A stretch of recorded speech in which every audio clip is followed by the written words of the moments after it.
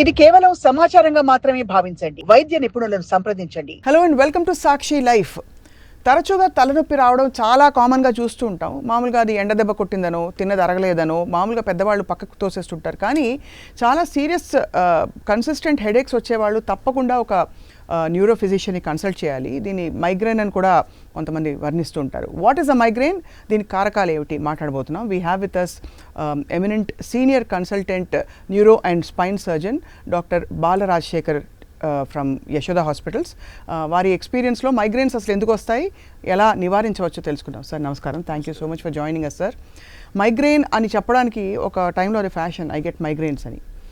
ఇప్పుడైతే నిజంగా తలనొప్పిగా మారింది. ఎప్పుడు వస్తుందో, ఎందుకు వస్తుందో, మందు వేసుకున్నా తగ్గకపోవడం కామన్. ఏం చేయాలి sir?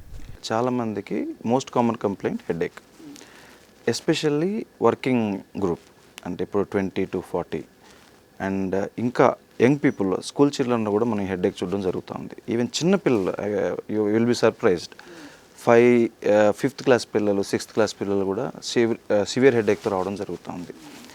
So especially after Covid కొంచెం సర్జ్ వచ్చినట్టు హెడేక్స్లో ఎపిసోడ్స్లో కనిపిస్తూ ఉంది after Covid. So reasons can be many, but mostly it is life style related. The first thing which matters is sleep. Sleep అనేది ఇప్పుడు చూసుకున్నట్లయితే across all age groups sleep patterns అనేవి మారిపోయాయి. అంతకుముందు 7-8కి మ్యాక్సిమం 9 పండుకోవడం, ఎర్లీ మార్నింగ్ లేవడం అలా ఉండేది. So ఇప్పుడు చూస్తున్నట్లయితే it has dragged up to 12, 1, 2 and especially associated with it ఏమవుతుందంటే మొబైల్ నిద్రపట్టట్లేదని ఈ పెద్దవాళ్ళు కూడా, పెద్ద వయసులో ఉండే వాళ్ళు కూడా ఆ మొబైల్లో భజనలు చూడడము, something that blue light is very hazardous. you are changing the sleep cycle, and at the same time you are doing what you should not do. మీరు ఏదైతే చేయకూడదు అదే చేస్తున్నారు, బ్లూ లైట్ చూడడము. సో మోస్ట్ కామన్ ట్రిగ్గర్ ఇప్పుడు ఇదే headache. చిన్నపిల్లలు కూడా ఎందుకు పెరిగింది అంటున్నానంటే, మొబైల్లో వీళ్ళకి ఆన్లైన్ క్లాసెస్ అనేది అలవాటు అయ్యాయి. దాని తర్వాత స్కూల్స్కి వెళ్తున్నా కూడా ఏంటంటే ఆ ప్యాటర్న్ అనేది, మొబైల్ అనేది వాళ్ళకి అడిక్షన్ లాగా అయిపోయింది. ఇప్పుడు స్కూల్ నుంచి వస్తానే మొబైల్ చూడడము, 8, 9, 10 వరకు మొబైల్ చూడడము. సో ఇట్లాంటి వాటన్నిటి వల్ల ఈవెన్ చిన్నపిల్లల్లో కూడా మనం హెడేక్ అనేది చూడడం జరుగుతూ ఉంది. So next thing is the food pattern. Food ఎలా తింటున్నాము, especially the triggers like coffee కానివ్వండి, చాక్లెట్స్. ఎస్పెషల్లీ చిన్నపిల్లలు తీసుకున్నట్లయితే అంతకుముందు chocolate was not that common, rarity అని చెప్పలేము కానీ నాట్ దట్ కామన్. ఇప్పుడు chocolate is available everywhere and దాని యూసేజ్ కూడా ఎట్లా అయిపోయిందంటే ఇట్స్ వెరీ ర్యాంపెంట్. సో ఈ chocolate, excessive consumption of chocolate కానివ్వండి, కఫీన్ డ్రింక్స్ కానివ్వండి, అండ్ ఆఫ్ లైట్ మీరు చూసుకున్నట్లయితే especially in younger generation smoking has caught up again. మధ్యలో ఒక డిప్ వచ్చింది. సో 10-20 years, 10-15 years వరకు బ్యాక్ కూడా there was a dip because of social awareness కానివ్వండి. ఇప్పుడు ఏమవుతుందంటే బికాస్ ఆఫ్ అడ్వర్టైజ్మెంట్స్ కానివ్వండి అండ్ మనకి ఇప్పుడు మళ్ళీ వేప్స్ అని, ఎలక్ట్రానిక్ సిగరెట్స్ అని ఇవన్నీ రావడం వల్ల ఏంటంటే smoking has caught up again in younger generation. So this smoking is also contributing to this headaches and excessive alcohol consumption. So alcohol was glamorized and it is everyday consumption laga అయిపోవడము. So ఇవన్నీ, so all these factors. చాలా మంది ఒక 60 ml తీసుకుంటే మంచిది, నిద్ర బాగా పడుతుంది సీనియర్ సిటిజన్స్కి అలా చెప్పుకుంటూ ఉంటారు కదండి. సీనియర్ అంటే ఎస్పెషల్లీ అంటే 40-50 దాటిన వాళ్ళందరికీ కూడా ఆల్కహాల్ కన్సంప్షన్ ఈజ్ బ్యాడ్. దాంట్లో మంచి చెడు అని ఉండదండి, చెడే. బాగా చెప్పారు సార్. సో ఎందుకు చెప్తారంటే కొంతమంది they find reasons to drink. So alcohol in any long term study is not prove to be protective. అంటే తాగే వాళ్ళు కొంచెం తక్కువ మాత్రం తాగితే కొంచెం ప్రొటెక్షన్ అని చెప్పడం, ఇవి జరుగుతూ ఉంటుంది తప్పితే it's better to abstain from alcohol.